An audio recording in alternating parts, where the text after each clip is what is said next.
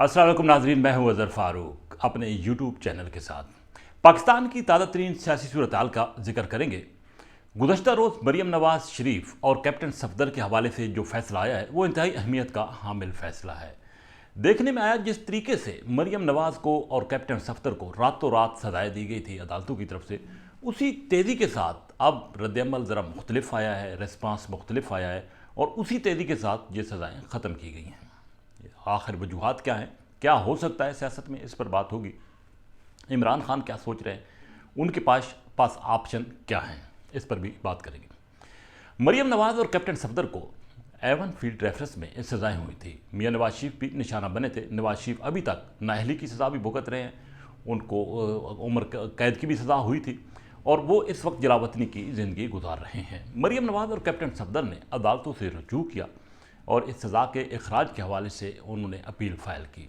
ایک طویل سماعت ہوئی اور طویل سماعت کے بعد اسلام آباد ہائی کورٹ نے یہ واضح کیا کہ نیب یہ الزام ثابت کرنے میں ناکام رہا ہے۔ یہی وجہ ہے کہ یہ سزائیں ختم کی جاتی ہیں۔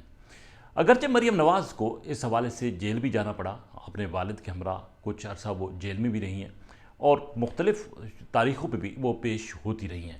الزام مسلم لیگ نواز کی قیادت یہی عائد کرتی رہی ہے کہ سابقہ حکومت انتقامی کارروائیوں کا نشانہ بنا رہی ہے۔ جس جے آئی ٹی کی بنیاد پر یہ سزائیں ہوئی تھی، اس جے آئی ٹی کے سربراہ واجد ضیاء کو بھی ہائی کورٹ نے اڑا کر رکھ دیا ہے اور واضح کیا ہے کہ یہ سزا بنتی ہی نہیں تھی اور اس طرح کے الزامات جو موقف شریف فیملی نے پیش کیا تھا اسی کو انہوں نے ثبوت کے طور پر پیش کر کے جے آئی ٹی نے سزائیں دلوائی تھیں۔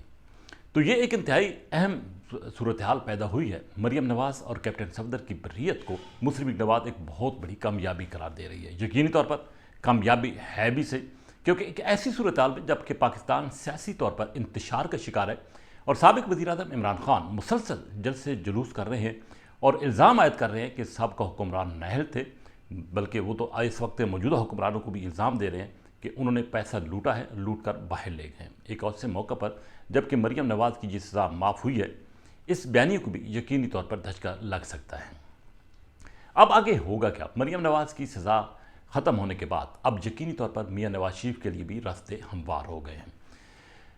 اصل میں صورتحال کچھ یہ ہے کہ پس پردہ کچھ اور ہوتا ہے اور سامنے کچھ اور ہوتا ہے۔ ان سزاؤں کی معافی یا بریت کے پیچھے بھی ایک بہت بڑا ایک پہلو ہے جس کو نظر انداز نہیں کیا جا سکتا۔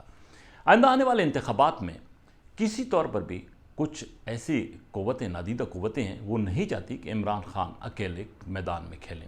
اس لیے یہ راستہ ہموار کیا جا رہا ہے کہ سابق وزیر اعظم نواز شریف کو بھی واپس پاکستان لایا جائے اور وہ ان کو بھی ایک لیول پلینگ فیلڈ کے طور پر سامنے رکھا جائے، ان کو موقع دیا جائے تاکہ وہ بھی بھرپور طریقے سے اپنی سیاست کر سکیں اور پھر جو بھی الیکشن جیتے وہ اگلی حکومت آ کر بنائے۔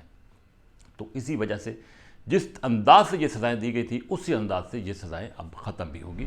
نواز شریف کی وطن واپسی بھی ہوگی اور وہ بھرپور سیاسی کردار بھی ادا کریں گے۔ اس حوالے سے کچھ قانون سازی کی جا رہی ہے تاکہ نواز شریف کی اپیل جب سپریم کورٹ میں فائل ہو تو اس کے لیے راستہ ہموار کیا جا سکے۔ قومی اسمبلی کا جو اگلے مہینے اجلاس ہو رہا ہے اس میں اس حوالے سے اہم قانون سازی ہونے جا رہی ہے۔ لیکن ایک بات طے ہے کہ انتخابات نہیں ہو رہے، انتخابات اپنے وقت پر ہوں گے اور دوسری بات یہ ہے کہ نواز شریف وطن واپس آئیں گے۔ عمران خان کے مقابلے میں وہ اپوزیشن کی سیاست کو، الیکشن کمپین کو لیڈ کریں گے۔ رزلٹ جو بھی ہوگا وہ عوام کے سامنے آ جائے گا۔ دوسری طرف سابق وزیر اعظم عمران خان اسلام آباد آنے کی کال کیوں نہیں دے رہے؟ اس حوالے سے بھی بالکل یہ بات واضح ہے کہ عمران خان اسلام آباد آنے کی کال نہیں دیں گے۔ وہ نجی محفلوں میں، نجی میٹنگز میں یہ کہہ چکے ہیں کہ 25 مئی کو انہوں نے جو کال دی تھی وہ ان کے لیے ایک بہت بڑا سبق ہے اور ان کی سیاسی غلطی تھی۔ اب وہ دوبارہ یہ غلطی نہیں دہرائیں گے۔ عمران خان یہ چاہتے ہیں کہ پریشر رکھ کر ساری صورتحال اپنے حق میں وہ کی جائے، لیکن ابھی تک ان کا پریشر کارگر ثابت نہیں ہو رہا ہے۔ دوسری طرف عمران خان یہ بھی چاہتے ہیں کہ نومبر میں جو اہم تقرری ہونی ہے اس حوالے سے وہ اپنا اثر اور دباؤ بڑھا کر رکھیں۔ اب دیکھنا یہ ہے کہ army chief general Qamar Javed Bajwa وہ کیا فیصلہ کرتے ہیں۔ اگرچہ اس سے پہلے تو اناؤنسمنٹ آ چکی ہے کہ وہ ایکسٹینشن نہیں لیں گے اور 29 نومبر کو وہ ریٹائر ہو جائیں گے۔ اگر یہ صورتحال پیدا ہوتی ہے تو یہ بات بالکل واضح ہے کہ موجودہ حکومت اور وزیر اعظم ایک واضح طور پر اناؤنسمنٹ جو ہے وہ کر دیں گے، نئے آرمی چیف کی اناؤنسمنٹ آ جائے گی، اگرچہ وہ ذمہ داریاں 29 نومبر سے ہی سنبھالیں گے، لیکن قیاس یہ کیا جا رہا ہے کہ شاید یہ اناؤنسمنٹ جو ہے وہ جلد آ جائے۔ ایک پینل آئے گا GHQ کی طرف سے جس کو مد نظر رکھ کر اس حوالے سے اناؤنسمنٹ جو ہے وہ کر دی جائے گی۔